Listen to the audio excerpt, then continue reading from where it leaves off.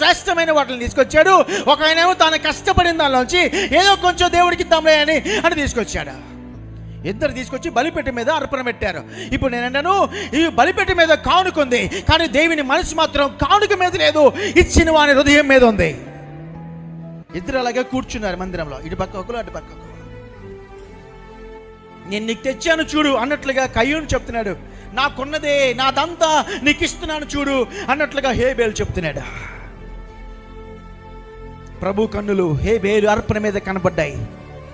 గల కారణం గొప్పది తెచ్చాడని కాదు, ఆయన కన్నులు హేబేలు మీదకి వెళ్ళినాయి. ఆయన మనస్ఫూర్తిగా ప్రభుకి ఇచ్చాడా.